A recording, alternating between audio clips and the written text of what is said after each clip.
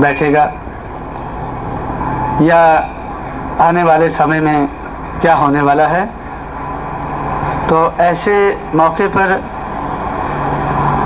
अपने साथियों को बुलाकर उनको क्या बताया जा सकता है। जब हमें कुछ ज़्यादा मालूम नहीं है तो साथी जानना चाहेंगे तो उनको क्या बताया जा सकता है। मेरा ऐसा ख्याल है कि ऐसे मौके पर हर साथी अपना अपनी सोच बनाता है, सोचता है कि क्या होने वाला है, क्या हो रहा है, क्या होने वाला है, दूसरे लोग क्या कर रहे हैं, हमें क्या करना चाहिए और हमारे लोग क्या कर रहे हैं। तो इस किस्म की सोच विचार पिछले 2-3 महीने से रही है। और इन महीनों में मैंने पहले ही आपसे कहा कि मैं खुद ज़्यादा इस किस्म के जो हालात थे उनसे निपटने के लिए मुझे भी उसमें काफ़ी लगना पड़ा है। और ऐसा लगता है कि जो अभी देश के हालात है वो तो जो उथल पुथल होना था वो हो चुका है, ऐसा लगता है। और आने वाला समय कैसा होगा, उसमें क्या होगा, हमें क्या करना होगा, इसका भी कुछ सोच विचार बनाई जा सकती है। तो इसलिए ये सोच विचार बनाकर हमें आगे के कदम कैसे उठाने होंगे तो वो भी सोच हम लोगों ने बनाई है। तो अब हम अपने साथियों को कुछ दिशा दे सकते हैं। हमें पिछली बात को सोचकर समझकर आगे को हमें क्या करना है और जो भी साथी जिस मोर्चे पर बैठे हैं उनकी कितनी जिम्मेवारी है और उस जिम्मेवारी को कैसे निभाना है, तो इसके बारे में सोच विचार करने के लिए मैंने आज आप लोगों को इधर बुलाया है। मैं आप लोगों को ये तो मेरा ख्याल है पता चल ही चुका होगा कि 6 दिसंबर 1990 से लेकर 14 अप्रैल 1991 तक हम लोगों ने एक लगातार चलने वाला प्रोग्राम बनाया है। और इस प्रोग्राम को देश भर में चलाया जाएगा।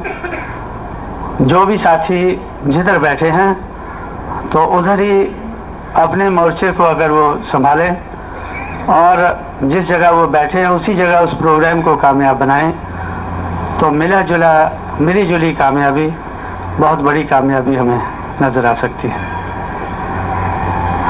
किसी क्षेत्र के ऊपर, किसी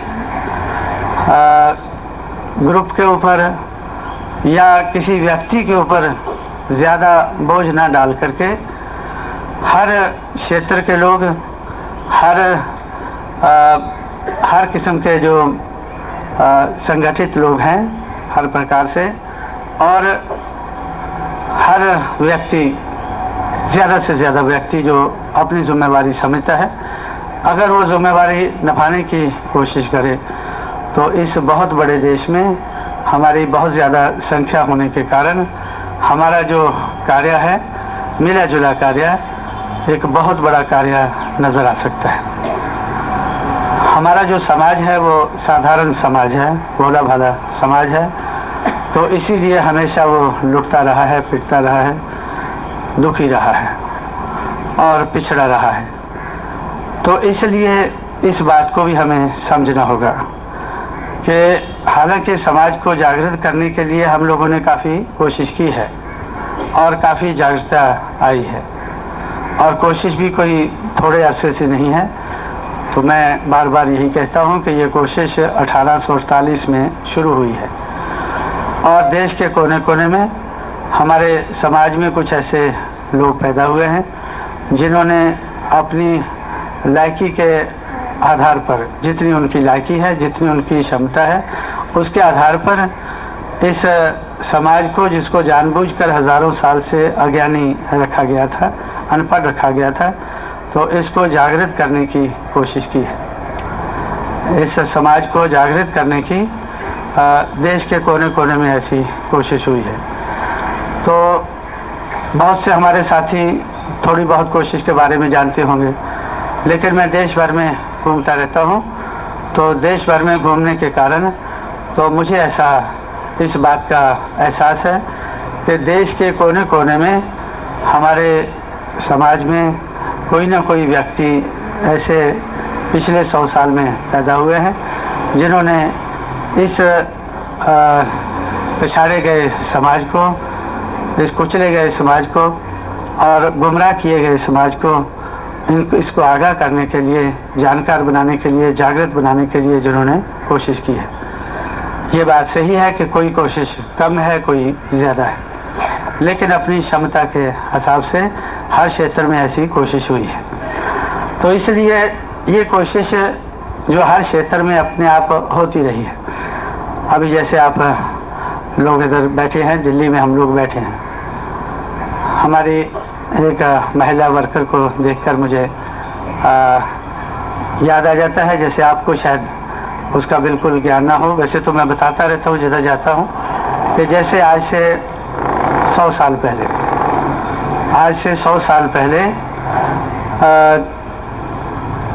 जो लोग जिनको अछूत कहा जाता था और जिन लोगों को जिनके साथ इतना ज़्यादा बुरा व्यवहार होता था जितना दुनिया में किधर भी नहीं हुआ है, और उनके अलग-अलग नाम थे। तो नाम लेते ही एक उनको घृणा का एहसास होता था। तो इसलिए देश के कोने कोने में, जैसे इसी क्षेत्र में आप देखते हैं, दिल्ली है, आगरा है, नज़दीक का क्षेत्र है। जैसे ये 20वीं सदी में लगभग 1920 के लगभग या उसके बाद तो इधर एक लहर सी चली कि कुछ लोगों ने सोचा कि हमारा नाम लेने से हमें लोग घृणा करते हैं, तो इसलिए उन्होंने अपना नाम जाटव रखा। और अभी ये लाखा साहब अभी पहले बोल रहे थे, तो जिस क्षेत्र से ये चुनकर आए हैं, जिधर ये पैदा हुए रहने वाले हैं, तो वो पंजाब में दोआबा का क्षेत्र है। तो उसमें भी उसी दौरान मूवमेंट चली, और उस मूवमेंट में, लहर में, उन लोगों ने अपना नाम आदि धर्मी रखा। मतलब धर्म से भी उन्होंने ऐसा सोचा कि हम इस धर्म के लोग नहीं, इससे भी पहले के सब कोई हमारा धर्म होगा। उनकी शायद समझ में नहीं आया कि क्या होगा, वो तो बाद में सोच लेंगे, लेकिन पहले नाम बदल दो इसको। तो ये बात मुझे क्यों याद आई कि आप लोग ये अपने चारों तरफ के एरिया में तो जानते होंगे, लेकिन मैं तो देश के कोने कोने में घूमता हूँ। जैसे अभी मैं आया हूँ, जिस एरिया से आया हूँ, तो जैसे कन्याकुमारी से मैं आया हूँ, तो कन्याकुमारी में जो अछूत लोग थे, तो उन्होंने अपना नाम, उनके अलग-अलग नाम है, तो उन्होंने अपना नाम आदि द्रेविड़ा रखा। आदि द्रेविड़ा, आदि आंध्रा, आदि कर्नाटका। तो उन्होंने भी ये सोचा भी हम, मतलब ये जो लोग हैं, ये सोच बना कर के ये सबसे पहले के रहने वाले लोग हैं। तो इसी तरह से मैंने अभी बात किया, जैसे बंगाल का मैंने जिक्र किया कि बंगाल से हमारी महिला कार्यकर्ता इधर बैठी है, उनको देखकर मुझे इस बात का एहसास हुआ कि ये सारे नाम तो 20वीं सदी में ये कोशिश शुरू हुई, इसी सदी में जिसमें हम रह रहे हैं, 20वीं में कोशिश हुई। लेकिन सबसे पहली कोशिश जो है वो मुझे ऐसा लगता है कि वो बंगाल में शुरू हुई। सबसे पहली ये जो नाम बदलने वाली कोशिश है, वैसे तो इससे भी पहले की ये कोशिश है जो 200 साल पुरानी मुझे नज़र आती है, वो छत्तीसगढ़ का क्षेत्र है, जिसमें वो सतनामी अपने आप को कहने लगे। सतनामी, रामनामी, सूर्यवंशी, इस किस्म के नाम रखे। लेकिन जो अब ये सारे देश में कोशिश चली, उसमें सबसे पहली कोशिश मुझे नज़र आती है, जैसे बंगाल में जिनको चंडाल कहते थे, तो चंडाल कहने से अभी भी आप लोग कभी कभी सुनते होंगे ये बड़ा चंडाल है, ये है वो, ऐसा कभी ऐसा सोचते हैं, कभी ऐसा बोलते हैं। तो ऐसा लगता है कि भाई चंडाल हमने देखा तो है नहीं, पता नहीं कैसा होता होगा। लेकिन तो चंडाल जो है वो बंगाल में सबसे जिनको आज शेड्यूल कास्ट कहते हैं, या उस वक्त जो अछूत लोग थे उनमें सबसे बड़ी जाति का नाम उधर चंडाल था। तो उन लोगों ने 19वीं सदी में, मतलब 100 साल से भी ज़्यादा अरसा हो गया, जब उन्होंने ये कोशिश शुरू की कि हमें ये चंडाल नाम को बदलना है, क्योंकि आजकल आपको ज़्यादा वो नाम सुनाई नहीं पड़ता होगा। इस नाम को बदलना है, तो इस नाम को सबसे पहले जो बदला गया है जाति का नाम, वो 1901 की जो मर्दमशुमारी है, 1901 की मर्दमशुमारी में, जैसे जाटव है ये 1931 की मर्दमशुमारी से या 48 से शुरू हुआ है, लेकिन 1901 की मर्दमशुमारी में जनगणना जो हुई है तो उसमें जो चंडाल लोग थे तो उनका नाम नमशूद्रा उन्होंने रखा। नमशूद्रा नाम उन्होंने 100 साल पहले वो अंग्रेज़ों का राज था, उन्होंने माना, और 1901 की जो जनगणना थी तो उसमें वो नाम बदला गया। तो ये बात मैंने ये निकल आई है, ये बात मैंने क्यों कही है आप लोगों से कि ये जो नाम बदला गया तो देखने में ऐसा लगता है कि वैसे ही नाम बदल दिया लोगों ने, लेकिन लाखों लोग अपनी जाति का नाम बदलें ये कोई मामूली बात नहीं होती, और ये थोड़े समय में नहीं हो जाता और थोड़ी कोशिश से भी नहीं हो जाता है।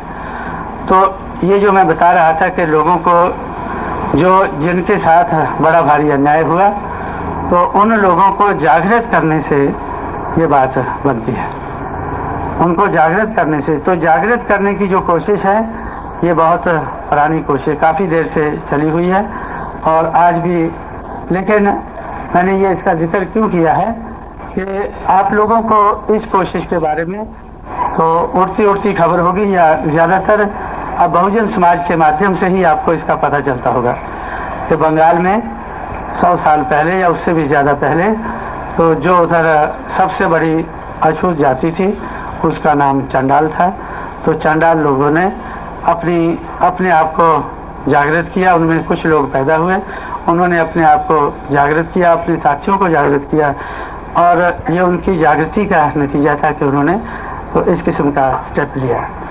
हालांकि बाद में बाबा साहब अम्बेडकर ने इस बात का उन्होंने एहसास किया कि जगह जगह नाम बदले जा रहे हैं, लेकिन नाम बदलने से ही हमारा काम नहीं बन पाएगा। ये हमारी जो मुक्ति है तो सिर्फ नाम बदलने से मुक्ति नहीं हो सकेगी, तो हमें और काफ़ी कुछ करना पड़ेगा, और उसमें उन्होंने सबसे ज़्यादा जोर इस बात के ऊपर दिया, क्योंकि ज़्यादातर वो अंग्रेज़ी में ही लिखते थे, तो अंग्रेज़ी में उन्होंने जो लिखा हुआ मेरे नोटिस में आया कि let us uproot Brahminism the spirit of inequality. ये जो घृणा फैलती है, जो ये घृणा इंसान के खिलाफ घृणा करता है या घृणा का माहौल खड़ा करता है, ये ब्राह्मणवाद के कारण हुआ है। ब्राह्मणवाद जो समाज में व्यवस्था बनाई है तो उसके कारण ये सब कुछ हुआ है, और अगर हम अपना नाम बदल लेंगे तो नाम के साथ वही बात फिर जुड़ी रहेगी, जो पुराने नाम के साथ थी वो नए के साथ जुड़ जाएगी। तो इसलिए हमारा लक्ष्य जो होना चाहिए, तो ब्राह्मणवाद जिसके कारण ये हुआ है तो उसको हमें जड़ से, उसकी जो स्पिरिट ऑफ इनइक्वालिटी, जो ये इसकी रूह है, जो गैर बराबरी की रूह है, या जो भी ये लोगों के साथ ये इतना अन्याय हो रहा है, उसकी जो रूह है, तो उसको हमें जड़ से उखाड़ के फेंकना होगा। जो सही हल है तो उसको उखाड़ने से ये हल हो सकता है। तो आज तक भी ये जो हल है, मैं समझता हूँ कि हम भी जो कोशिश में लगे हुए हैं।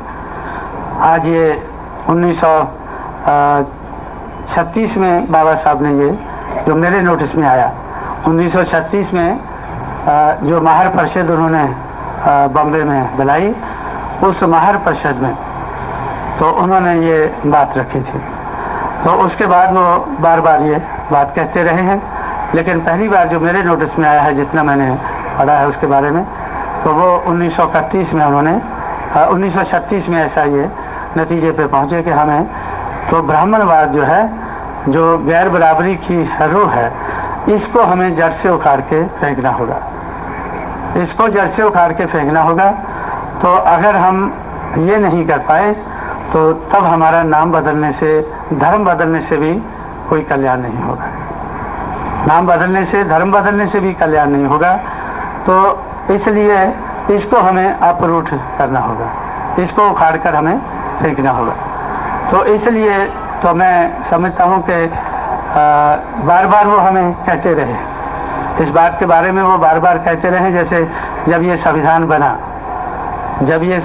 बना और बाबा साहब अम्बेडकर ने उसको ड्राफ्ट किया, और ड्राफ्ट करके जब कॉन्स्टिट्यूएंट असेंबली में जब उन्होंने पेश किया, तो 25 नवंबर 1949 को, 25 नवंबर 1949 को जब उन्होंने वो संविधान पेश किया, तो उस वक़्त भी उन्होंने इस बात का जिक्र किया कि 26 जनवरी 1950 को ये संविधान लागू होगा, और जिस दिन ये संविधान लागू होगा उस दिन हम दो धारी या दो तरफी ज़िंदगी में कदम रखने जा रहे हैं।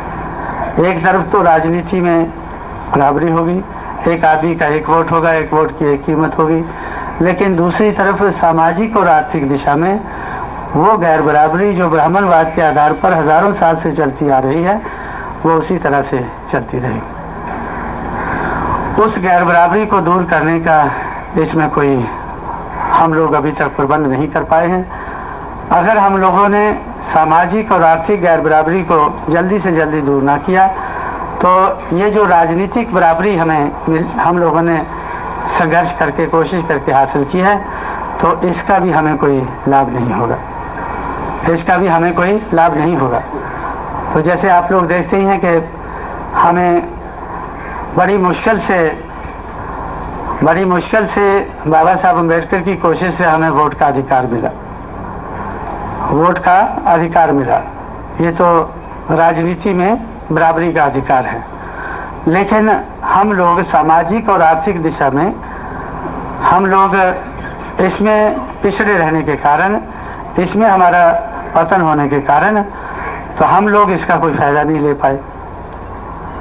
जो वोट का अधिकार मिला, बहुत लोगों ने इसको बेचना शुरू कर दिया। अधिकार मिला ये तो सत्ता परिवर्तन का अधिकार था, सरकार को परिवर्तित करके, बदल कर, तो आगे बढ़ने के लिए या सब कुछ अपनी बिगड़ी बनाने का ये एक अधिकार था। तो इस अधिकार का इतना दुरुपयोग हुआ कि बहुत लोगों ने इसको बेचना शुरू कर दिया, और बहुत से लोग जो होशियार थे, तो उन्होंने सोचा कि भाई अब एक एक कौन खरीदता रहेगा, इनको इकट्ठे करो और फिर इनको थोक में बेचा जाए। तो थोक के व्यापारी पैदा हुए इसी समाज में। फिर थोक के व्यापारी पैदा हुए कि भाई मेरे पास इतने वोट हैं, तो उसकी उस हिसाब से कीमत पड़ी। तो इस तरह से वो बेचने का सिलसिला शुरू हुआ। चाहे वो व्यक्ति बेचता है, चाहे ग्रुप बनाकर बेचता है, और चाहे उनमें से ही समाज में से आगे निकले हुए लोग हैं, वो उनका बड़े पैमाने पर उसको बेचते हैं। तो लेकिन इनको उसका लाभ नहीं हुआ। और उसी तरह से ये जो है बहुत से लोग जो नहीं बेचते हैं वोट, या नहीं बेचना चाहते हैं, उनका वोट चोरी हो जाता है। बहुत आदमी मैंने देखा है, जिधर कोई इलेक्शन जब लड़ाते वक्त देखा है, बहुत से लोग जब वोट डालने जाते हैं, तो तब उनको ख्याल आता है कि वो मैं वोट डालने आया था, मेरा वोट ही नहीं निकला। बहुत आदमी का वोट ही नहीं निकलता है। तो जब वोट बनाते हैं तब उनको कोई ध्यान नहीं होता है, ना उनका कोई संगठन होता है जो इसका ध्यान रख सके। तो बहुत से लोग कहते हैं कि मेरा वोट ही नहीं है, अब क्या करो, फटाफट कुछ करो। इतना जिद करते हैं, जिन्होंने सोचा नहीं उसके बारे में, वो सबसे ज़्यादा जिद करते हैं, निकालो किसी तरह से इसको, मैं ये वोट डालना चाहता हूँ। और बहुत से लोग जो हैं, तो उनका जो वोट है तो वो चोरी हो जाता है।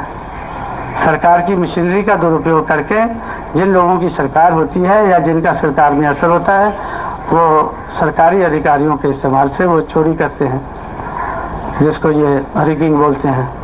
और बहुत का वोट जो है वो लुट जाता है, डाका पड़ता है उस पर, जिसको बूथ कैप्चरिंग कहते हैं, बूथ कैप्चर हो जाते हैं। तो वोट का अधिकार हम लोग सही क्यों नहीं इस्तेमाल कर सके?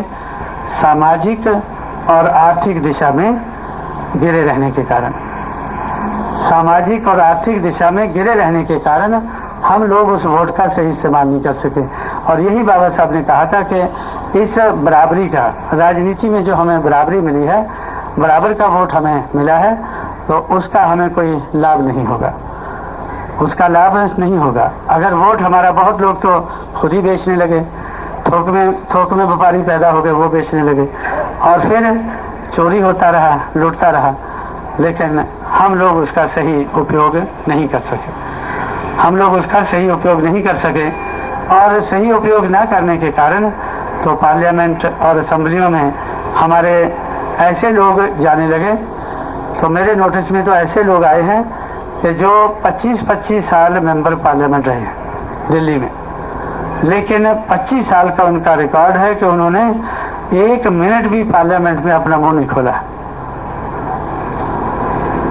रिजर्वेशन के आधार पर वो लोग चुनकर तो आ गए, और चुनकर आ गए तो उन्होंने अपने मालिक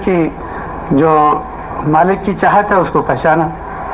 हमारा मालिक नहीं चाहता है कि हम पार्लियामेंट में या अपने लोगों पार्लियामेंट में बोलें, अपने लोगों की बात कहें, और मालिक तो हमें चुनकर लाता है। तो इसलिए तो वो लोग तो 25-25 साल तक ऐसे लोग हैं जो नहीं बोले हैं। अब भी पार्लियामेंट में 125 के लगभग हमारे मेंबर पार्लियामेंट है, लोकसभा में 125 के लगभग हैं। तो सारी पार्टियों के शेड्यूल कास्ट, शेड्यूल ट्राइब के मेंबर पार्लियामेंट मिलकर उतना नहीं बोले होंगे जितना बहुजन समाज पार्टी के 3 लोग बोले हैं। मुझे तो ऐसा लगता है कि 3 भी ज़्यादा पड़ जाते हैं। जितना अकेली मायावती बोली है तो उतना वो 125 मिलकर नहीं बोले हैं, चाहे वो कांग्रेस से हैं, जनता दल के हैं, बीजेपी के, कोई भी पार्टी के हैं वो, लेकिन वो 125 लोग वो इतना पार्लियामेंट में नहीं बोले हैं तो जितना बहुजन समाज पार्टी की 1 मेंबर पार्लियामेंट बोली है। अगर चलो वो कम पड़ जाए तो 3 है, हमारे तीनों मिलाकर ये तो हम दावे से कह सकते हैं कि जितना ये तीनों मिलकर बोले हैं उसके मुकाबले में तो वो लोग 125 नहीं बोले। तो इसका मतलब क्या होता है? इसका मतलब यही होता है कि हमारा जो वोट है वो बिकता है, चोरी होता है, लुटता है। जो इस किस्म के वोट से लोग चुनकर आते हैं, जो इस किस्म के वोट से लोग चुनकर आते हैं, तो वो अपने मालिक की तरफ देखते हैं, उनके इशारे की तरफ देखते हैं। जैसे आगरा में अन्याय हुआ, जाटव लोगों के ऊपर अन्याय हुआ, तो मायावती ने 15 दिन 7 तारीख से लेकर 22 अगस्त तक 15 दिन लगातार पार्लियामेंट में या तो वो बोलती रही या उसने पार्लियामेंट की कार्रवाई को 40 मिनट तक रोका, 40-45 मिनट। और उसमें हमारे मंत्री थे, रामविलास पासवान मंत्री थे, वो आगरा जाकर आए और रामधन एक कमीशन बैठा है, SC/ST का कमीशन बनाया गया, उसके चेयरमैन थे, वो आगरा जाकर आए। तो मायावती ने उनसे पार्लियामेंट में पूछा कि भाई आप लोग सरकार के तरफ से एक तो मंत्री है और इन लोगों के आधार पर बना है और इनकी बात टेलीविजन के ऊपर करता रहता है कि इनको जरूर उठाना है, इनको तो बिल्कुल उठाना है और इनके साथ तो न्याय होना ही नहीं है। आप जाकर आगरा आए हैं तो आपने क्या देखा है, तो आप अपनी रिपोर्ट पार्लियामेंट में रखें ताकि हम उसके ऊपर सोच विचार करें। कहीं ऐसा तो नहीं कि हम गलत देखकर आ गए। तुम क्या देखकर आए हो तो वो इधर रखो। तो ना तो रामधन रख पाया और ना ही रामविलास पासवान रख पाया। तो इसलिए तो फिर ये इनको कोशिश करके दूसरा कमीशन बनाकर 6 आदमियों का पार्लियामेंट का कमीशन बनाकर तो वो आगरा भेजना पड़ा ताकि वो रिपोर्ट दे तो उसके बाद बात आगे बढ़े। वो क्यों नहीं रख पाए? वो क्यों नहीं रख पाए उस बात को पार्लियामेंट में? वो इसलिए नहीं रख पाए कि उनको मालूम था कि उनके मालिक का हित इसी में है कि हम चुप रहें। अगर वो असलियत पार्लियामेंट में रखते हैं तो जिन लोगों ने उनको चुन कर लाया है और जिन लोगों ने उनको मंत्री बनाया है तो वो लोग उनको दोबारा आगे नहीं करेंगे अगर उन्होंने असलियत सामने रखी। तो असलियत छपाना अपने लोगों के बारे में, जिनके बारे में वो दावा करते हैं, उस नीयत को छुपाना उन्होंने पार्लियामेंट में ज़रूरी समझा। ये रिकॉर्ड के ऊपर है।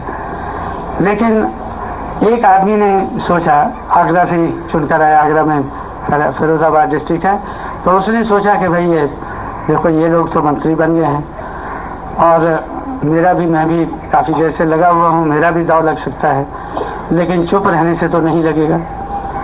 चुप रहने के लिए तो सारे चुप ही हैं, तो मैं भी चुप हूँ, मेरा दाव नहीं लगेगा, तो इसलिए मुझे इनसे आगे बढ़कर कुछ काम करना चाहिए, कहना चाहिए।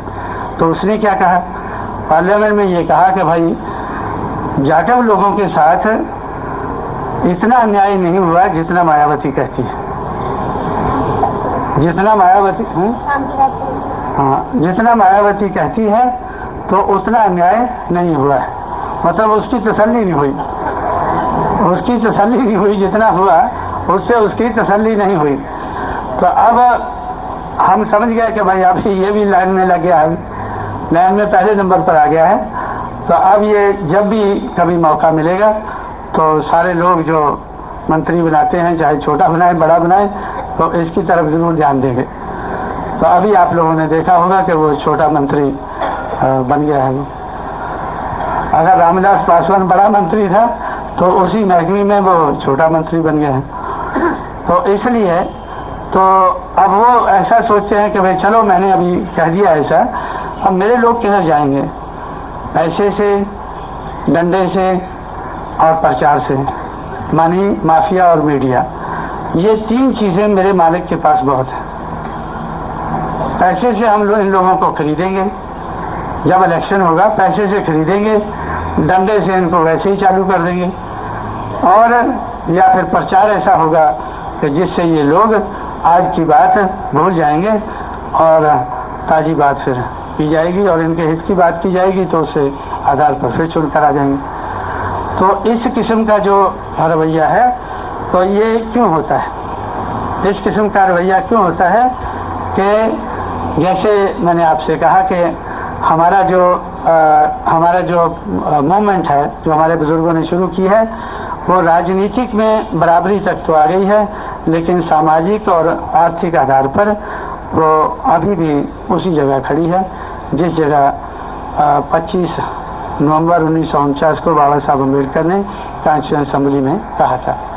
तो इसलिए साथियों, ये बात को हम ध्यान में रखते हुए, इस बात को हम लोग ध्यान में रखते हुए कि हमारे बुजुर्गों की कोशिश से जागृति आई है।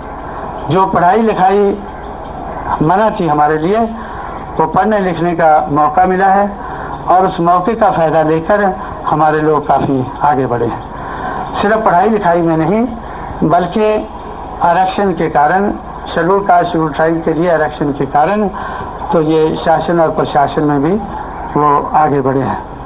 उनकी भागीदारी, चाहे वो उसका लाभ उठाएं या ना उठाएं, लेकिन उनकी भागीदारी तो हमें नज़र आती है। उनका हिस्सा जो है, कुर्सियां तो उनकी हमें लगी हुई नज़र आती हैं। ये इन लोगों की कुर्सियां हैं। तो इस तरह से साथियों, जब ये बात ऐसा ये जो जागृति की बात है, तो ये बात हमारे बुजुर्गों ने 1848 से शुरू की और आगे बढ़ती रही, बार बार आपको कार्य करता है।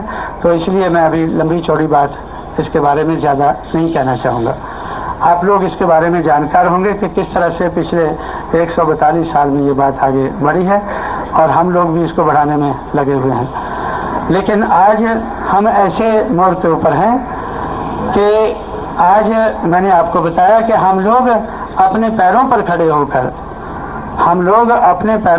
होकर, अपने साधनों का इस्तेमाल करके हम लोग 3 मेंबर पार्लियामेंट लोकसभा में भेज पाए और 3 लोकसभा में मेंबर पार्लियामेंट जाने से जो उन्होंने किया है वो आप सब लोगों के सामने है।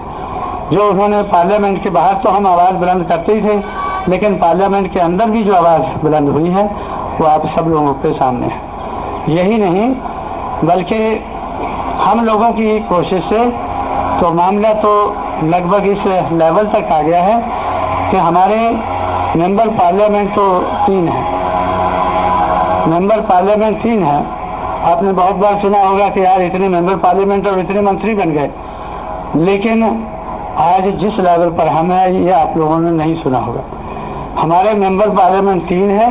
अगर हम आज चाहें तो 4 कैबिनेट रैंक के मंत्री बन सकते हैं। 3 मेंबर पार्लियामेंट से तो 4 कैबिनेट रैंक के मंत्री, छोटे मंत्री नहीं, जो मौर्य जैसे मंत्री या बीपी मौर्य बना था छोटा मंत्री, या अभी रामजी लाल सुमन बना है, तो छोटे मंत्री नहीं बल्कि बड़े मंत्री अगर हम चाहें 3 मेंबर पार्लियामेंट वाले पार्टी 4 मंत्री बना सकती है अगर वो चाहे। और अब नहीं, 1 महीना पहले बना सकती थी। अगर ऐसी हमारी चाहत होती तो 1 महीना पहले बना सकती थी। ये बात गंभीरता से सोचने वाली है। मैंने जो पहली बात कही है, जो आज तक प्रचलित रही है, आज तक चलती रही है, वो बात क्या रही है कि जिन लोगों ने अपने समाज के हित को नुकसान पहुंचाने के लिए या तो चुप रहे हैं या फिर अपने समाज के हित के खिलाफ बोले हैं, तो ऐसे ही लोग मंत्री बने हैं, ऐसे ही लोग मंत्री बने हैं। लेकिन आज आप लोगों ने काफ़ी देर से सुना होगा, आप लोगों ने काफ़ी देर से सुना होगा, अब मेरा ख्याल पूर्वी दिल्ली से भी कुछ लोग इधर आए होंगे, इसमें हमारे साथी कुछ तो नज़र आते हैं, मेरा ख्याल काफ़ी लोग होंगे। तो पूर्वी दिल्ली में जब मैं इलेक्शन लगा था तो उस वक़्त जनता दल की तरफ से चांदराम लगा था इलेक्शन। तो चांदराम को तो आखिरी मौके पर लाया गया, उधर आखिरी मौके पर लाया गया, और आखिरी मौके पर लाने का उनका मतलब था कि कहीं ऐसा ना हो कि कांशीराम जीत जाए। और मुझे तो भरोसा था मैं जीतने वाला नहीं हूँ, लेकिन फिर भी उनको डर पड़ गया कि कहीं ये जीत ही ना जाए, तो इसलिए चांदराम को लाया गया उधर। और मैंने उधर अपने साथियों से कहा बार बार उधर कि भाई ये चांदराम नहीं है, ये तो गुलाम राम है, ये चांदराम नहीं है, चांदराम से हमारा कोई मुकाबला नहीं है, लेकिन हमें जो हमारे सामने है वो गुलाम राम है। अब तो मायावती ने भी रामविलास पासवान के बारे में और रामधन के बारे में पार्लियामेंट में कहा, अब तो पार्लियामेंट के रिकॉर्ड में भी आ गया है कि ये ठाकुर के गुलाम राम है। लेकिन ठाकुर के तो दूसरे भी ठाकुर हैं, उनके भी गुलाम राम है। तो आज तक जो गुलाम राम है तो उनको ही मंत्री बनने का मौका मिलता है, चाहे छोटे हों बड़े हों।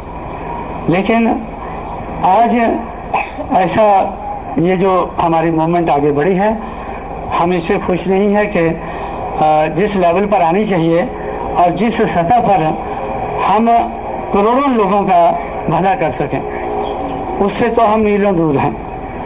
जिससे करोड़ों लोगों का, हमारे समाज का भला हो जाए, उससे तो हम मीलों दूर हैं।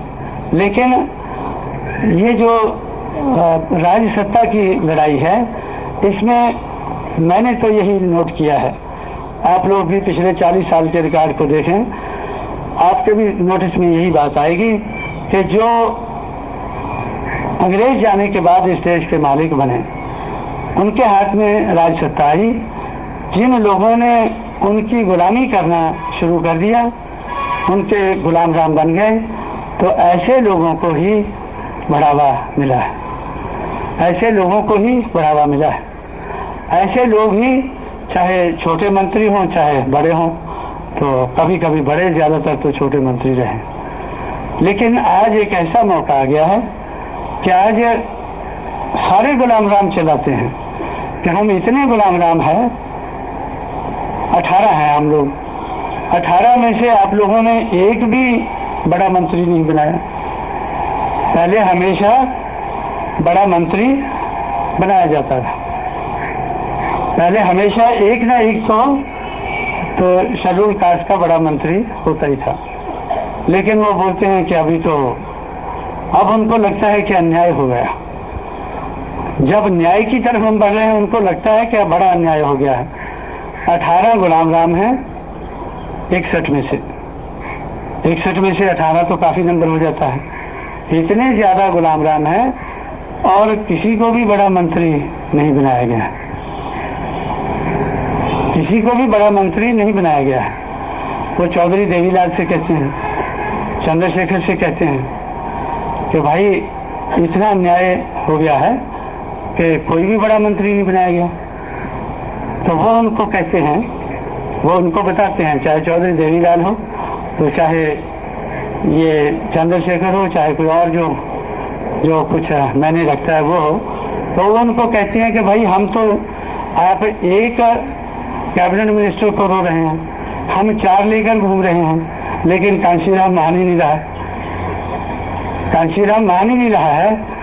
तो अब तो वैसे तो हमें पहले ही पता था कि भाई अब जो गुलाम राम है वो तो छोटे मंत्री से ही खुश हो जाते हैं, और एक को अगर बड़ा बना दें तो फिर तो महा खुश हो जाएंगे, उनका समाज भी बड़ा खुश हो जाएगा। लेकिन वो कहते हैं कि भाई हम तो 4 लेकर घूम रहे हैं, लेकिन कांशीराम ये इतना हमारे समाज में नालायक आदमी पैदा हो गया है तो वो मान ही नहीं रहा। आप बोलते 1 नहीं दे रहे, हम 4 दे रहे हैं, लेकिन 4 को भी अब वो सोचते हैं कि भाई हमें दे दो। नहीं बोला, तुम्हें देकर क्या फायदा, तुम्हें देकर क्या फायदा है। तो अगर तो मैं भी उनको बोलता हूँ कि भाई 1 ही दे दो इनको, 4 में से 1 ही दे दो, क्यों इनको तड़पा रहे हो ज्यादा, गुलाम राम को क्यों ज्यादा तड़पा रहे हो, तो 1 ही दे दो उनमें, 4 में से तो इससे ही खुश हो जाए। तो ये बात मैं आपके सामने क्यों रख रहा हूँ, ये आपको बताने के लिए कि आज तक जिन लोगों ने समाज के हित में अपना मुंह नहीं खोला या समाज के अहित में अपना मुंह खोला, तो वो लोग ही मंत्री बनते रहे हैं। लेकिन आज जिन्होंने समाज के हित में पार्लियामेंट में बहुत ज्यादा चिल्लाया है, अब मैंने तो कभी मायावती का नाम नहीं लिया, लेकिन जो मंत्री बनाने वाले हैं तो वो बार बार मुझे कहते हैं कि भाई और कुछ नहीं तो कम से कम मायावती को तो बना दो। तो मैं बोला भाई मायावती को तो मायावती से पूछो, उसको अगर बनना है तो इसको बना दो, एक बड़ा मंत्री कोई भी बना दो।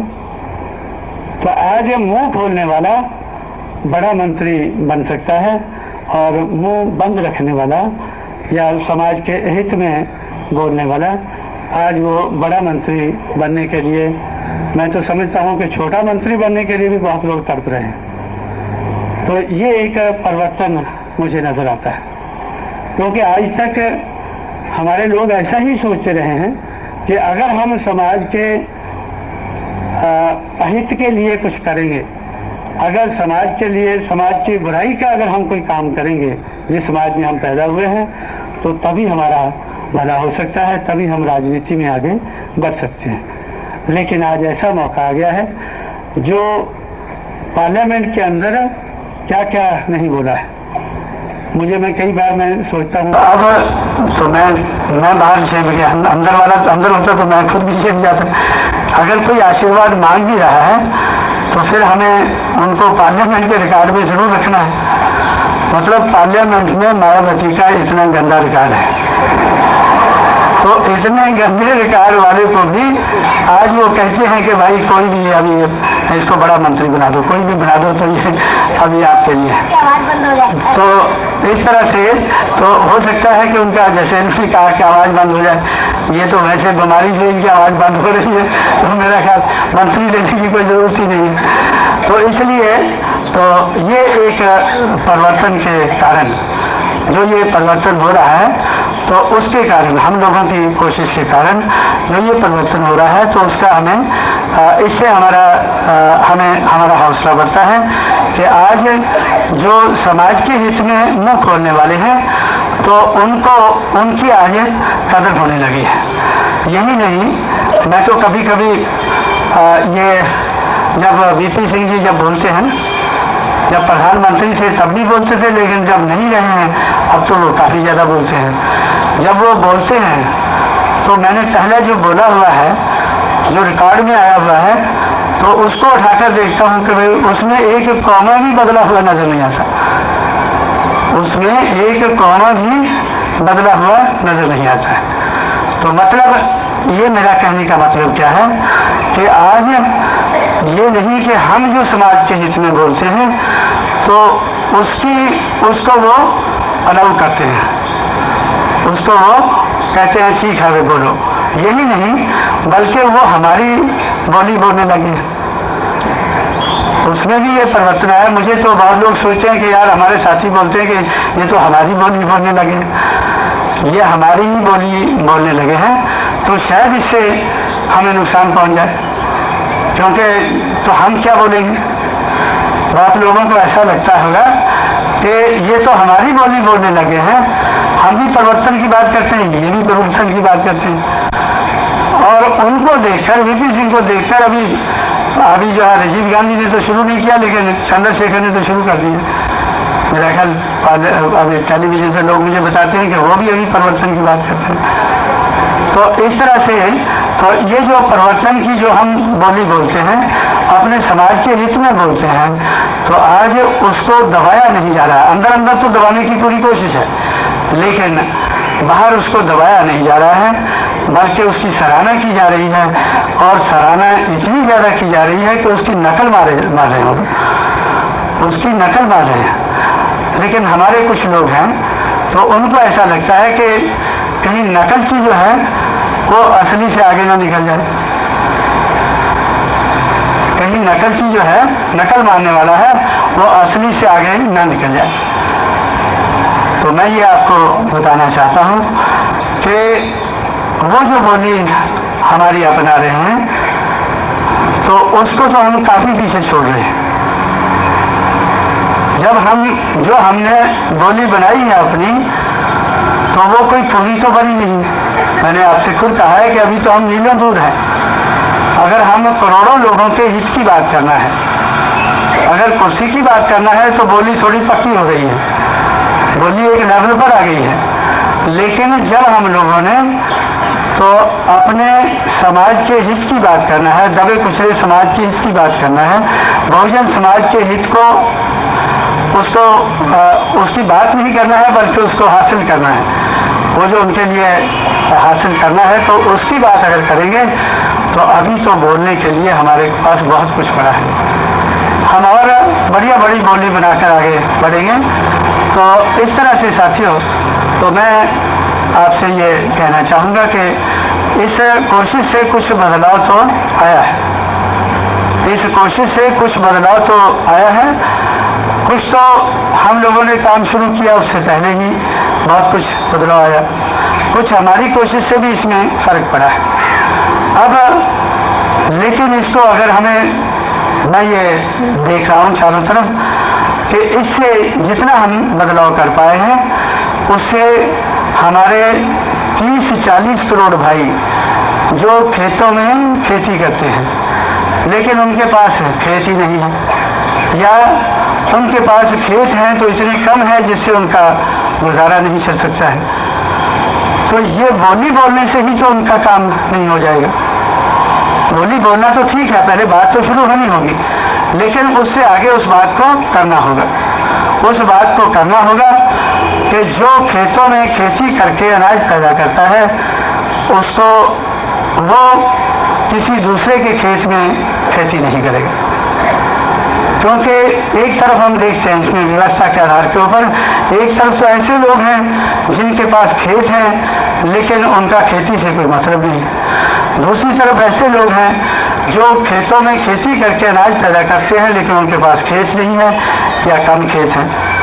और हम अच्छी तरह से जानते हैं कि जितने इस देश में खेत हैं उससे दोगुने खेत खाली पड़े हैं, और जितने खेतों में खेती होती है अगर उससे चौथा हिस्सा भी अगर हमने और खेत नए बना लिए तो हमारी ये पूरी समस्या हल हो जाती है। तो अब ये बात जब हमारी शुरू होगी तो मैं समझता हूँ कि नकल मारने वालों को तो अकल आएगी थोड़ी कि ये नकल तो महंगी पड़ रही है हमें। ये नकल जो है ये तो सिर्फ बोलने तक ही नहीं, ये तो बात आगे बढ़ रही है कि भाई जो भी खेतों में खेती करेगा, ये तो कोई इसके लिए लंबे अरसे की बात नहीं है, ये तो साल में एक बार बजट पास होता है, साल में एक बार बजट पास होता है, 28 फरवरी को बजट पेश होता है। तो उसी बजट में हर साल हमें ये लिखना होगा, उसी बजट में ये प्रबंध करना होगा कि जो खेतों में खेती करके अनाज पैदा करता है, लेकिन उसकी मुश्किल है कि उसके पास खेत नहीं है, और वो है कौन?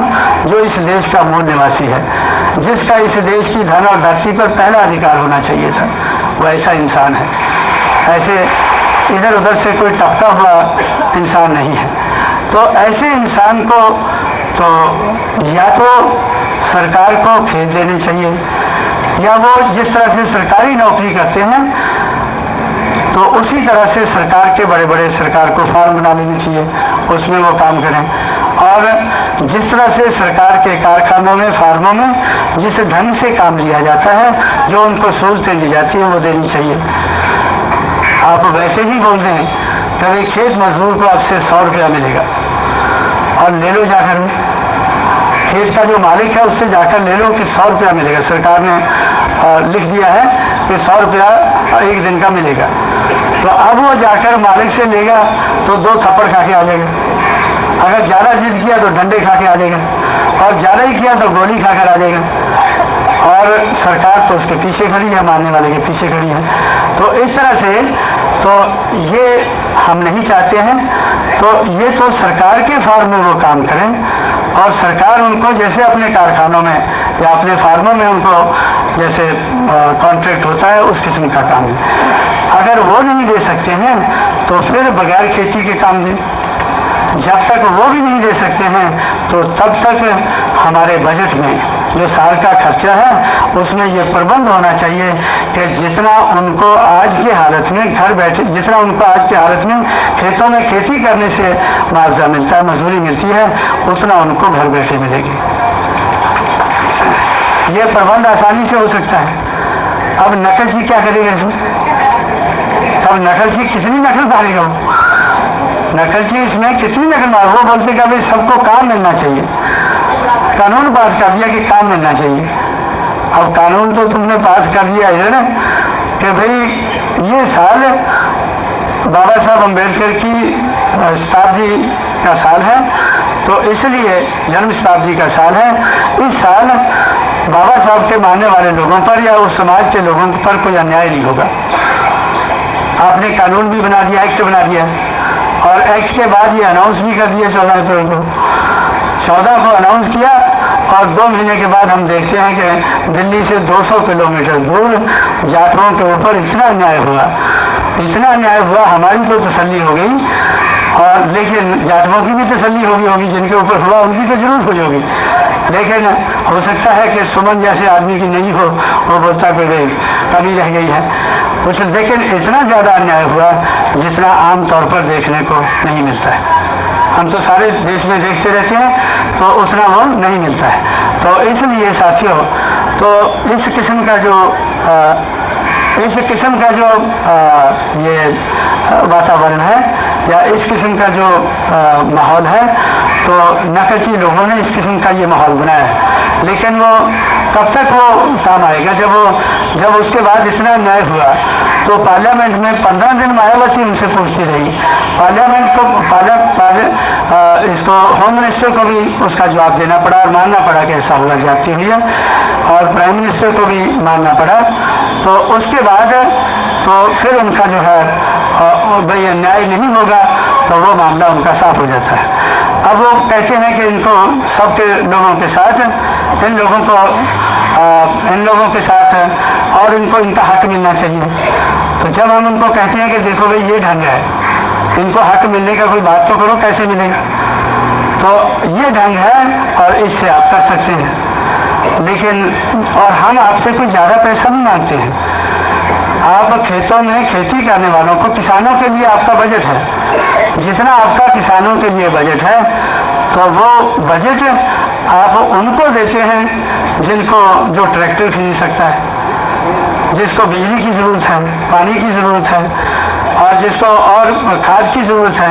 ये सारी चीज़ों के ऊपर आप इतना उनको सब्सिडी देते हैं, इतना उनको कम पैसे में देते हैं कि उनके लिए तो जितना पैसा आप खर्च करते हैं वही पैसा सबसे पहले उनके लिए खर्चना चाहिए जो खेतों में खेती करके अनाज पैदा करते हैं, लेकिन उनके पास खेती नहीं, उनके पास खेती नहीं है।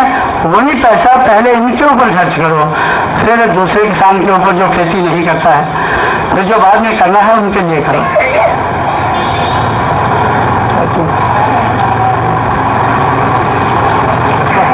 अच्छा साथियों, मैं बैठकर मैं काफ़ी थका हुआ आया हूँ बात से, तो मैं बैठकर अभी 10-15 मिनट मुझे और बोलना है।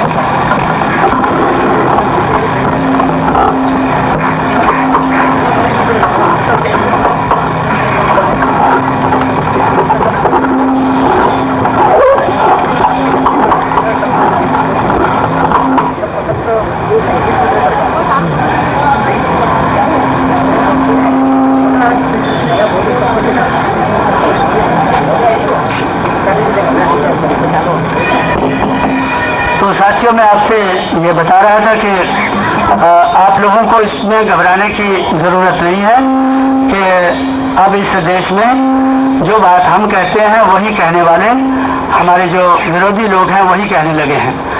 मेरे हिसाब से खुशी की बात है, आपको भी इसमें खुशी का एहसास करना चाहिए कि आज हम लोग अपनी बात खुद बना सकते हैं, अपनी बात खुद बना सकते हैं और इतनी बढ़िया बना सकते हैं कि दूसरे को इसकी नकल मारनी पड़ती है।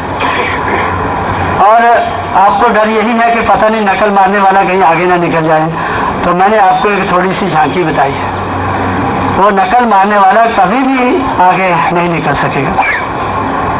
वो पेपर उनके अपने हैं, पेपरों में कैसे रहेंगे कि भाई ये जो नकल मारने वाला आगे निकल रहा है। जैसे अभी मंडल कमीशन की रिपोर्ट लागू हुई जिसके लिए 6 साल हम लोगों ने संघर्ष किया, तो कुछ लोग कहते हैं कि भाई अभी मुझे आते ही किसी ने बताया कि कुछ पेपरों में बहुत आने लगा है कि भाई ये तो जिन्होंने लागू किया है लाभ उनको चला जाएगा, आरक्षण के मामले में जो भी किया है तो उससे लाभ दूसरे को चला जाएगा। मैं समझता हूँ कि अभी तो हुआ ही कुछ नहीं है, अभी तो हुआ ही कुछ नहीं। हम उनसे ये पूछेंगे कि भाई आपने लागू किया है, क्या लागू किया है, किसको कितना मिला है, कहाँ मिला है या कब मिलने वाला है, इसी का भी उनके पास जवाब नहीं है। लेकिन हम लोगों के पास तो बहुत बड़ा आगे इसका आगे जवाब है इसका। वो क्या है, हम लोग तो अब इस नतीजे पर पहुंचे हैं कि जब हम लोग इतनी बड़ी संख्या में हैं, 100 में से 85 हमारे वोट हैं, तो 100 में से 85 वोट हैं, तो भाई हमें मांगना क्यों चाहिए? हम मांगने वाले क्यों हैं? हम अगर अपने वोट का सही इस्तेमाल करें तो हम देने वाले बन सकते हैं। हम मांगने वाले नहीं, हम देने वाले बन सकते हैं। तो अब नकलची क्या करेगा जी? नकलची क्या कहेगा कि हमें इनको देने वाले बनाना है? नकलची अगर कहेगा कि इनको देने वाले बनाना है तो मैं समझता हूँ उस दिन उसकी कोई भी बात नहीं मानेगा। तो इसलिए तो इस किस्म की आपको कोई घबराहट नहीं होनी चाहिए, लेकिन पेपरों में जरूर आएगा, क्योंकि पेपर उनके हैं लोगों को गुमराह करने के लिए कि भाई ये जो है अभी इनका जो है अभी जन आधार जो है खिसकने लग गया है। कोई पेपर वाले लिखेंगे जन आधार खिसकने लगा है। अब मैं समझता हूँ कि मैंने 2 दिन पहले कन्याकुमारी से इधर मैसेज भेजा कि भाई आप लोग, मैं काफ़ी देर से अपने वर्कर से मिला नहीं हूँ, वर्कर की मीटिंग बुला लो। अब वर्कर की मीटिंग में आप लोग इतने आ गए हैं जितने बहुत लोगों की जनसभा में आते हैं,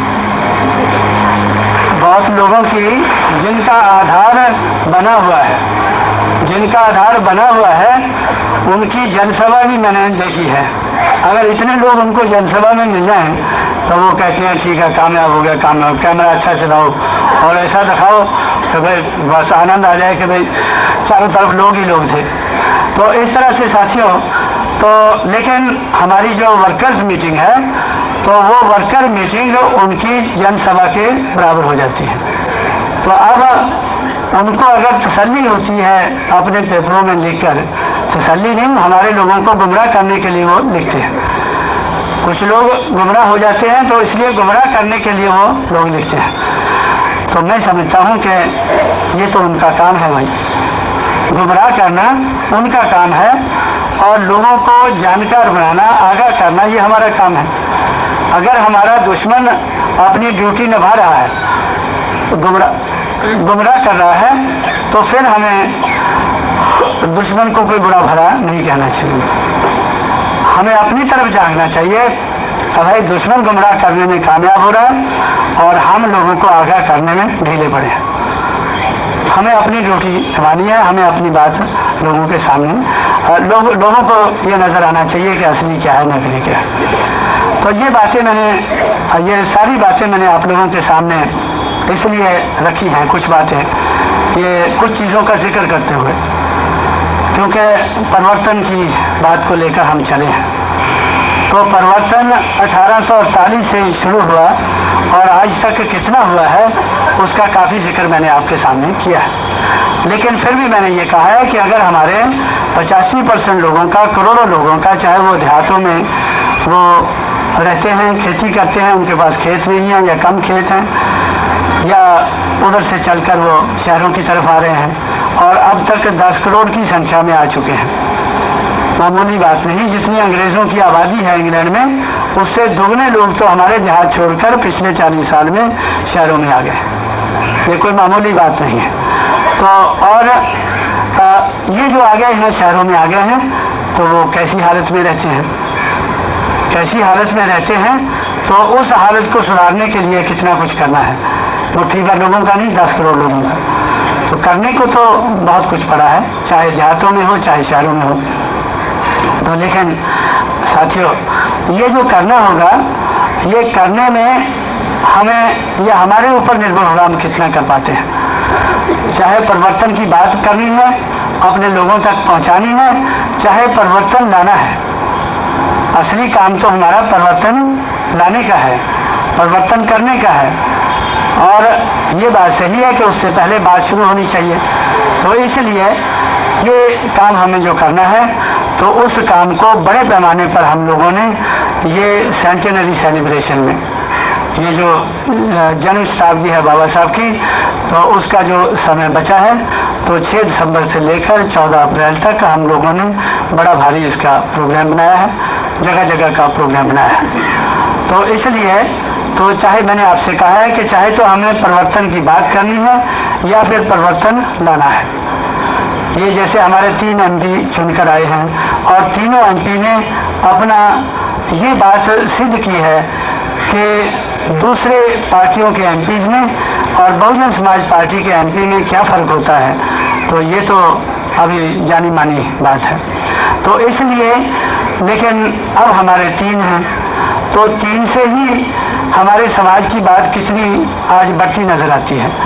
अब 3 की बजाय जिस तरह से 3 जी सकते हैं, मैं तो यही कहूँगा कि जिस तरह से 1 जी सकता है। कैसे जीता है? अपने समाज को तैयार करके, अपने समाज के साधनों का इस्तेमाल करके, तो अपने ही वोट से, वोटों की हमारे पास कोई कमी नहीं है, वो डालने से जीतता है।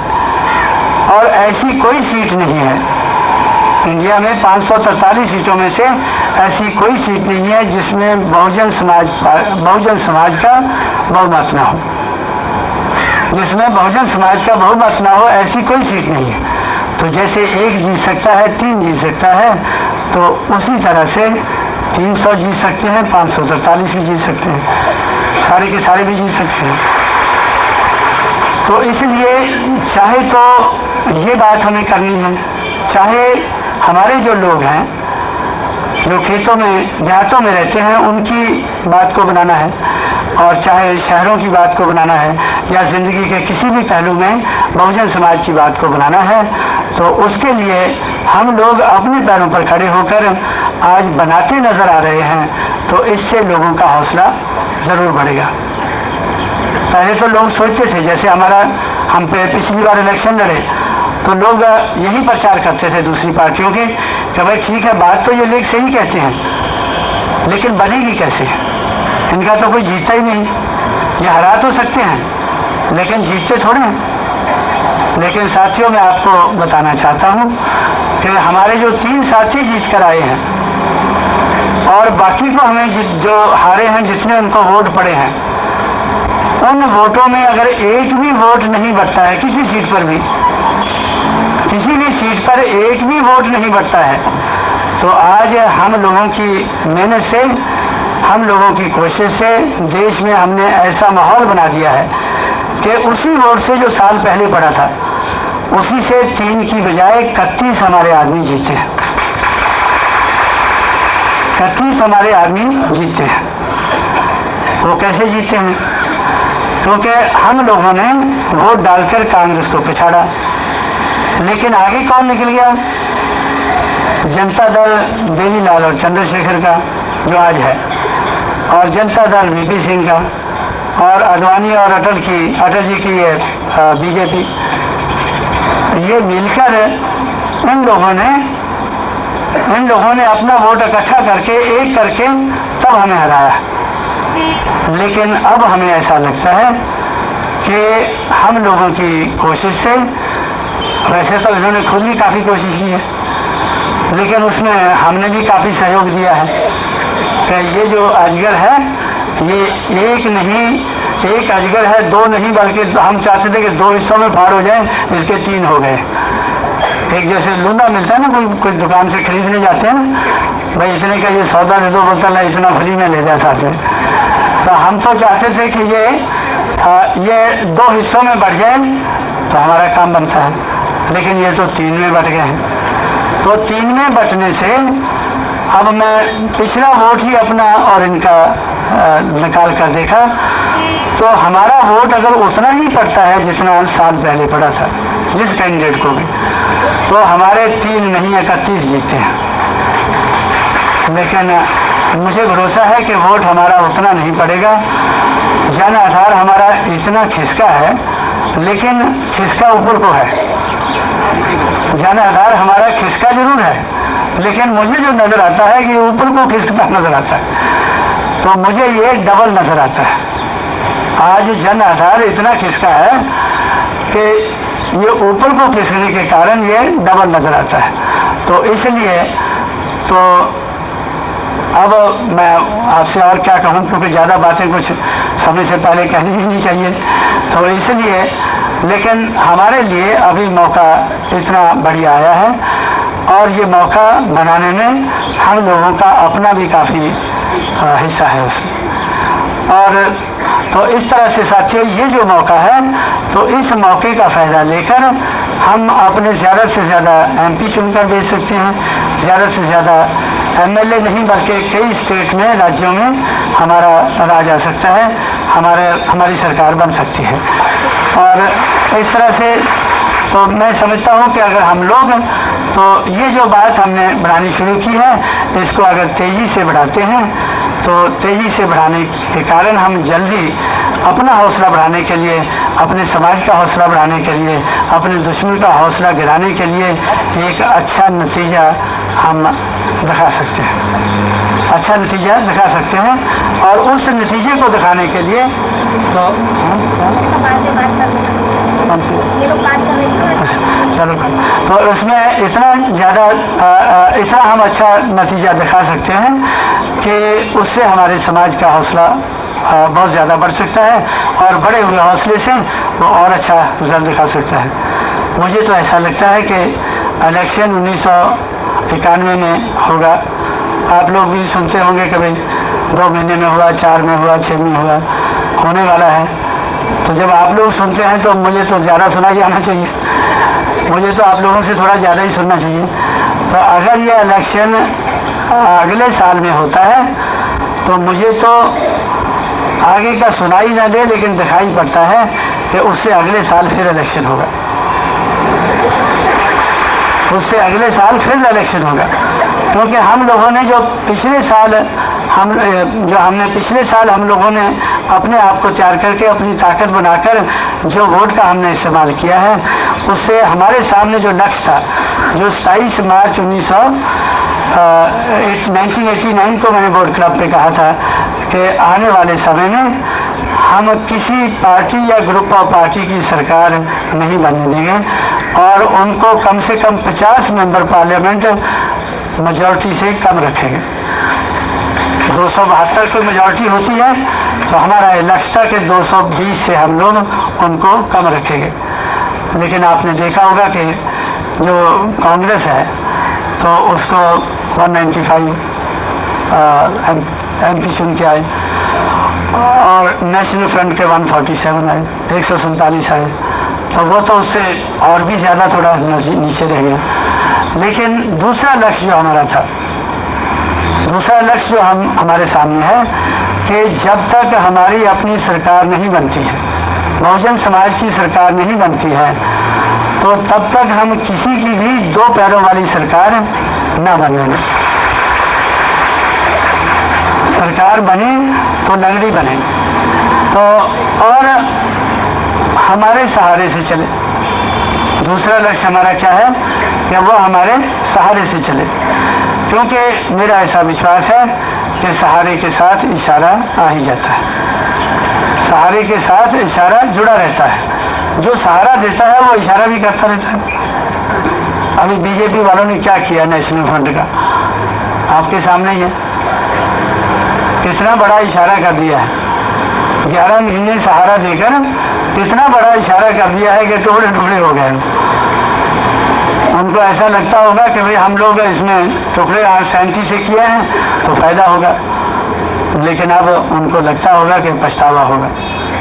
तो इसलिए साथियों, तो हमें तो इस आने वाले समय में हमें जो अपना जन आधार है उसको बढ़ाकर और अपनी बात को बढ़ाकर ज़्यादा लोगों को जागृत करके उनको ज़्यादा लोगों को जोड़कर, तो हम लोगों ने तो आने वाले इलेक्शन में तो किसी के भी अब मैं पूरी बात तो नहीं कहना चाहूँगा, मेरे दिल में है, जुबान तक आती है, लेकिन मैं रोकना उसको मुनासिब समझूंगा।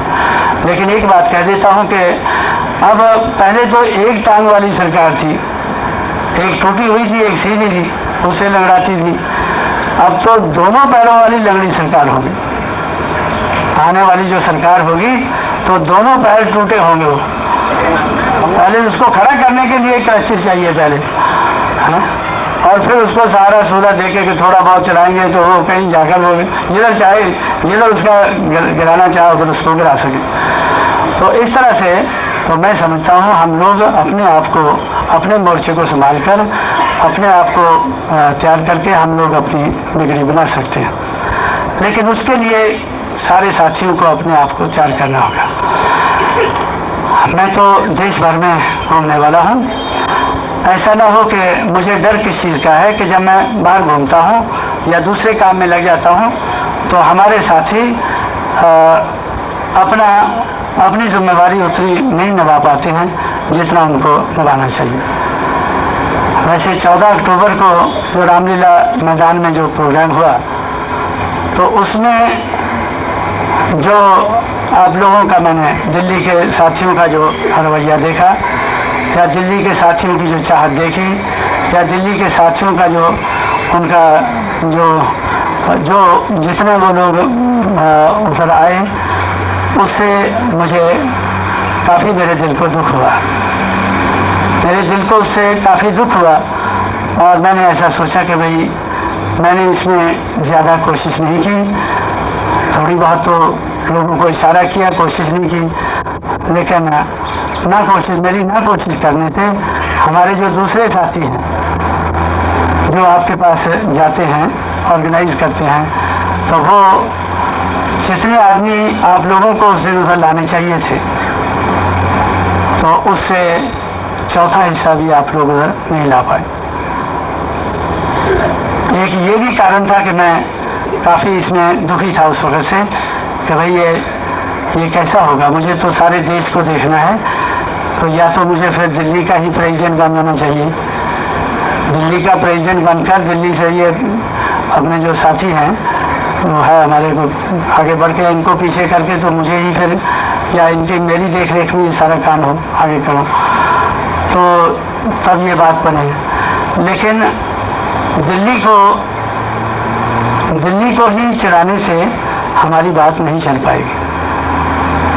दिल्ली राजधानी है इसलिए इसको मजबूत होना चाहिए, लेकिन दिल्ली से ही सारी बात नहीं बन पाएगी। 543 मेंबर पार्लियामेंट से दिल्ली में सिर्फ 7 चुनकर आते हैं, दिल्ली में 7 चुनकर आते हैं। तो इसलिए तो मैं ये चाहूँगा कि 7 से, अगर 7 के साथ भी मैंने दिल्ली का कारोबार हाथ में ले लिया तो 7 के साथ हम जीत गए, तो 3 के 7 हो गए, 3 के 7 हो गए। और ये जो 3 है ये भी वापस ना आए, क्योंकि मुझे इतना भी डर है कि अगर मैं बाहर नहीं जाऊंगा तो ये वापस आएंगे या नहीं आएंगे, इसका भी मुझे भरोसा नहीं। तो इसलिए तो मेरा बाहर जाना भी बड़ा जरूरी है, क्योंकि तीनों ये बाहर से ही है। तो इसलिए तो मैं समझता हूँ कि मेरा जगह जगह जाना ज़रूरी है। तो दिल्ली को मैं इतना ज़्यादा समय नहीं दे पाऊँगा, कुछ ना कुछ समय तो ज़रूर देता रहूँगा, क्योंकि 6 दिसंबर को मैं इसको मूवमेंट को कन्याकुमारी से शुरू करा के आया हूँ। तो अब इसमें आगे मुझे बढ़ना है और मुझे तो जगह जगह देश भर में ये प्रचार प्रसार और ये इस किस्म का लोगों की तैयारी करनी है। तो आप लोग ऐसा ना हो कि फिर भी मैं ये कोशिश करूँगा कि 10 दिन में 1 दिन के लिए मैं दिल्ली में आऊँ। 10 दिन में किधर न किधर से अपनी गाड़ी को धक्का देकर, तो जब तक वो चलती रहे, मेरी गैर हाजिरी में 24 घंटे चलती रहे, तो मैं दिल्ली में हवाई जहाज से आऊँ और हवाई जहाज से चला जाऊँ। तो इतना तो मैं करने की कोशिश करूँगा, लेकिन फिर भी मोर्चे को तो आप लोगों ने संभालना होगा। तो इसलिए मैंने आज आप लोगों को ये तकलीफ दी है। और आप लोग इतनी बड़ी संख्या में इधर, एक 2-3 दिन के नोटिस पर इतनी बड़ी संख्या में इधर इकट्ठे हुए हैं, आपको इस बात में पूरी दिलचस्पी है। तो इस दिलचस्पी की तो मैं कदर करता हूँ, लेकिन आप लोगों को जिम्मेवारी निभाने के लिए अभी बहुत कुछ ज़्यादा काम करना होगा। और आपके भाई जगह जगह इसमें जिम्मेवारी निभाने में लगे हुए हैं, आपके साथी जगह जगह लगे हुए हैं, आप लोग भी अपनी जगह लगे रहेंगे। और जो रिजल्ट है हम अपने सामने टारगेट रखें और वो टारगेट आप लोगों ने भी पूरा करना होगा। मैं समझता हूँ कि पिछली बार जब वो 14 अक्टूबर को हमारे साथी कम संख्या में पहुँचे हुए, तो उसका एक कारण मुझे ये नज़र आया। वो कारण क्या था कि भाई लोग जो है वो आपने कहा नहीं, और लोग जो है सुस्त पड़ गए, और हमने सोचा भाई चलो अपनी आप बस से चले जाओ। हम लोग अपने ट्रांसपोर्ट का कोई प्रबंध नहीं कर पाए, लोगों से कहा कि भाई अपने आप चले जाओ। सबने कहा कि हम अपने आप पहुंच जाएंगे, लेकिन उधर जाकर देखा कि जो अपने आप पहुंचने वाला था वो कोई भी नहीं पहुंचा। तो थोड़े बहुत लोग हम अपने मेटाडोर या ट्रक कर उनको ले आए। तो इसलिए साथियों, तो ये जो हमारी कमज़ोरी है, इसको हम किस तरह से दूर कर सकते हैं, ये तो आप लोगों को अपने आप ही सोच लेना चाहिए था। लेकिन आप लोगों ने ये सोचने की जिम्मेवारी मेरे ऊपर छोड़ी हुई है। ये ज़्यादा अच्छी बात नहीं है कि अगर सारी सोचने की जिम्मेवारी मेरे ऊपर आ जाएगी तो मुझे सोचकर रास्ता निकालना होगा, आपको बताना होगा। तो ये तो बहुत सी बातें और मुझे सोचनी है। हमारी जो बड़ी बड़ी जमी जमाई पार्टियां हैं उनसे मुकाबला करना है, जमी जमाई पार्टियों से मुकाबला करना है। तो वो मुकाबला तो सोच के आधार पर होगा, ताकत के आधार पर होगा, सोच के आधार पर होगा। अब वो मुकाबला जो ताकत और सोच के आधार पर होगा, तो वो सोच कौन सोचेगा? वो मैं समझता हूँ हमारे साधारण भाइयों की का वो काम नहीं है, लेकिन साधारण काम तो वो सोच सकते हैं। जैसे मैं आपको अगर नहीं सोचा है तो मैं बता देता हूँ कि आप लोग किसी जगह झोंपड़ों में रहते हैं, 700 के लगभग झोपड़पट्टी है, झोंपड़े में आप लोग रहते हैं, किसी ना किसी तरह से तो रहते हैं। कुछ तो खाते पीते होंगे, या हवा के सहारे तो नहीं रहते हैं। तो कुछ खाते पीते होंगे, कुछ खर्चा होता होगा आपका।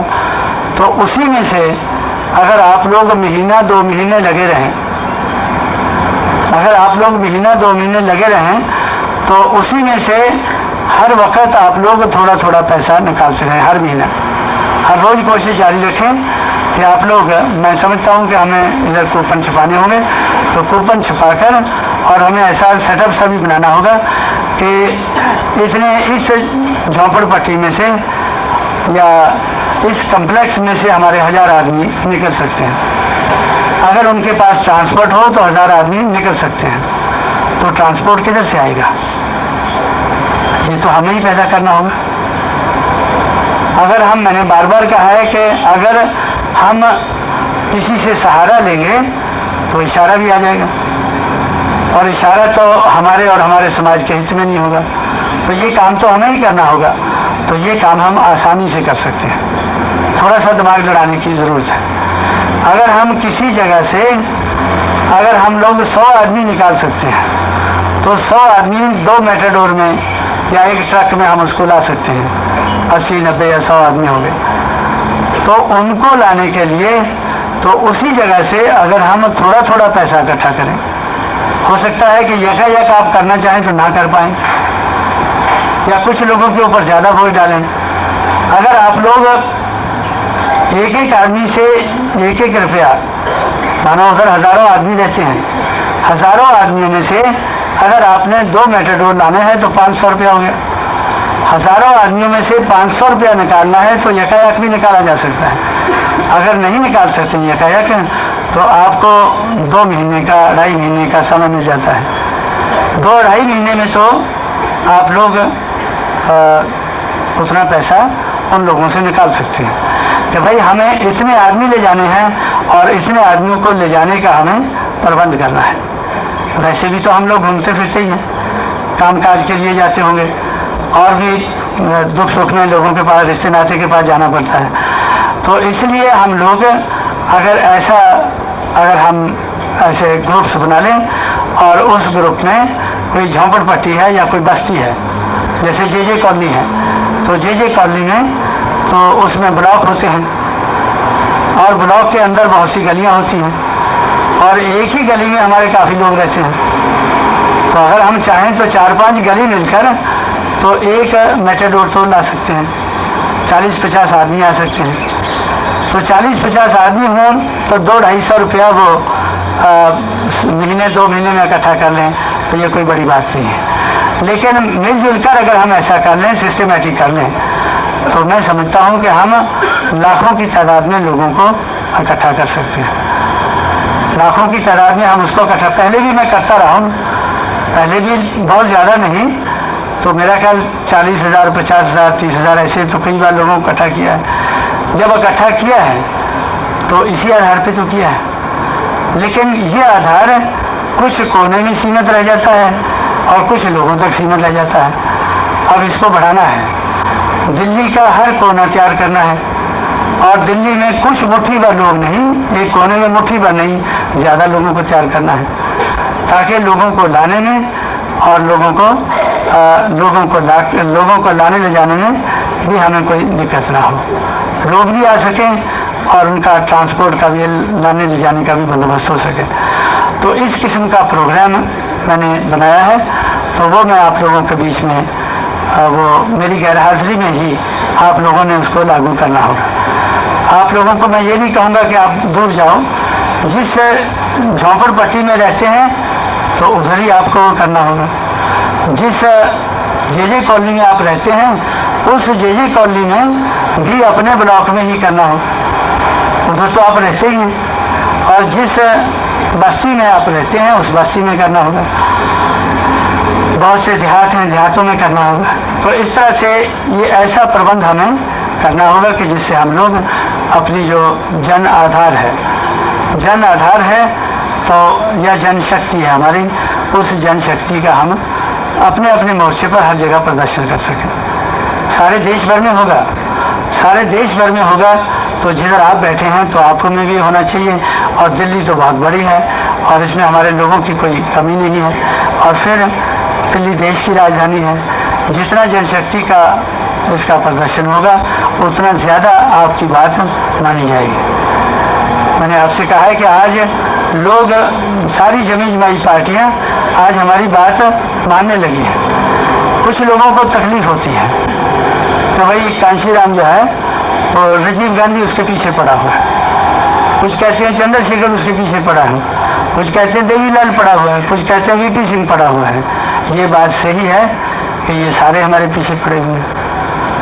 मुझे तो खुशी होती है कि भाई ये लोग जो हैं ये मुझसे मिलना चाहते हैं, बातचीत करना चाहते हैं, ये मुझसे मिलना चाहते हैं, बातचीत करना चाहते हैं, तो मुझे तो खुशी होती है। लेकिन जो हमारे समाज में गुलाम राम है उनको दिक्कत होती है। राजीव गांधी के पास तो उसका जो चीफ मिनिस्टर है या गवर्नर है कोई, उसको जाने में भी कई दिन लग जाते हैं, लेकिन मैं तो सीटी मार के जा सकता हूँ अगर जाना चाहूँ। अगर जाना चाहूँ तो टेलीफोन पे सीटी मारी और चले गए हुए हमारे। और इसी तरह से मैं समझता हूँ कि और दूसरे जो लोग हैं तो उनके लिए भी जो उनके अपने गुलाम राम हैं तो उनको काफ़ी दिक्कत होती है। उनको काफ़ी दिक्कत होती है तो वो इस बात को फैलाते हैं कि जब हम लोग मिलते हैं अपने आका से तो कांशीराम से मिलता आगे, हम बाहर खड़े रहते हैं और ये फट से अंदर चला जाता है। और ये भी उधर नहीं जाता, जाता भी ऐसी जगह है जो तीसरी जगह हो, जाता भी ऐसी जगह नहीं। हम तो उधर उनके दर पर खड़े रहते हैं, लेकिन ये तो दर नहीं करते।